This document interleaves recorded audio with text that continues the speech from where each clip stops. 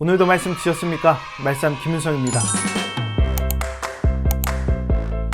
욥의 반론이 이어지죠. 이 욥의 친구들의 논지는 악인은 벌을 받고 의인은 복을 받는다. 이 인과응보의 프레임 속에서 이 욥을 바라보는 거예요. 그래서 욥이 고난을 당했기에 욥은 악인이라고 말하죠. 이에 욥이 이렇게 말합니다. 23절에서 25절 말씀. 어떤 사람은 죽도록 기운이 충실하여 안전하며 평안하고 그의 그릇에는 젖이 가득하며 그의 골수는 윤택하고 어떤 사람은 마음에 고통을 품고 죽음으로 행복을 맛보지 못하는도다.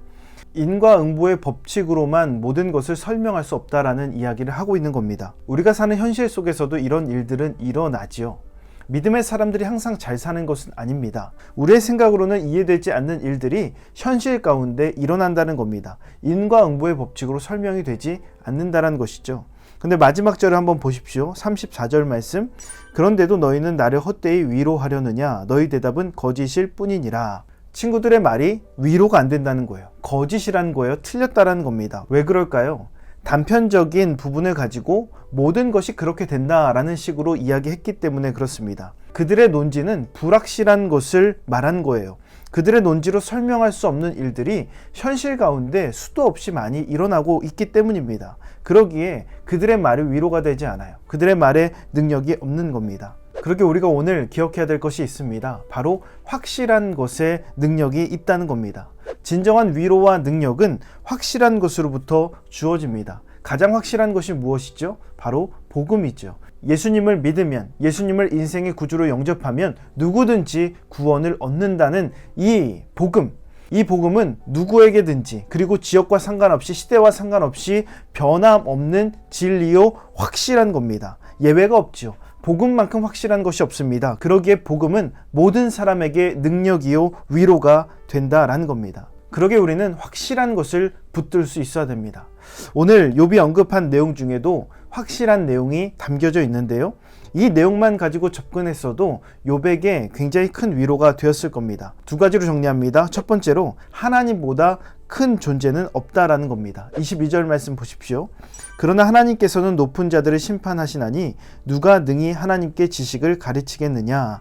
하나님보다 큰 존재는 없다는 겁니다. 가장 높은 자들도 심판하시는 분이 하나님이시기 때문에 그 하나님보다 더 높은 자는 존재할 수 없고 하나님이 가진 그분의 지혜는 따를 자가 없다라고 말하는 것이죠. 이 확실함을 가지고 욥을 위로했다면 어땠을까요? 하나님의 생각은 우리가 알 수 없잖아. 이해되지 않아도 그분의 지혜와 그분의 뜻은 틀림이 없으니 이전과 같이 지금도 우리가 여전히 주님께 간구하는 삶을 살아보자 라고 위로할 수 있을 겁니다.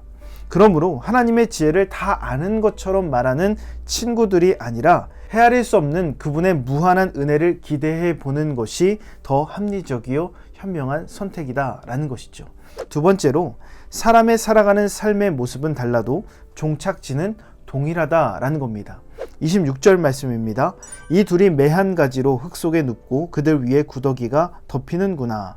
어떤 사람은 행복하기만 한 삶을 살고 어떤 사람은 고생만 하는 삶을 살아가는데 결국 이 두 삶을 살아가는 사람들 모두가 흙 속에 눕는다라고 말하고 있어요. 사람이 살아가는 모습은 다 다르지만 결국에 모든 사람들이 죽음의 문턱을 넘어가지 못한다는 겁니다. 이것은 확실합니다. 예외가 없습니다. 그러기에 욥에게 위로가 될 수 있는 이야기가 무엇입니까?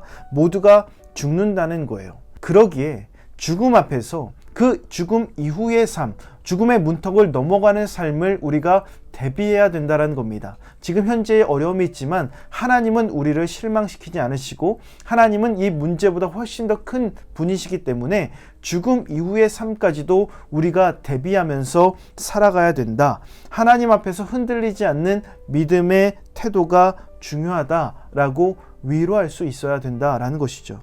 욥의 친구들은 이 확실함을 붙잡지 못했습니다. 그러기에 그들은 욥에게 위로를 주지 못하고 위해를 가하는 삶을 살아갔던 것입니다. 그러므로 우리는 오늘 확실한 것을 붙들고 능력과 위로가 되는 그런 믿음의 삶을 살아갈 수 있어야 됩니다. 그런 삶을 사시기를 주님의 이름으로 축원합니다. 몇 가지 묵상 질문 알려드립니다. 선한 일을 했음에도 현실에서 보상을 받지 못하는 경우가 있습니까? 현재 이해가 되지 않아도 결국 하나님이 선하게 이끄실 것을 믿으십니까? 여러분은 죽음 이후의 삶을 얼마나 인지하며 준비하고 살아가십니까? 이 묵상 질문을 곰곰이 생각하시면서 오늘도 실천할 수 있는 구체적인 계획을 세워보시기 바랍니다. 오늘 말씀의 내용이 도움이 되셨다면 좋아요와 구독 꼭 눌러주시고 이 말씀이 여러분의 삶이 되기를 예수님의 이름으로 축복합니다.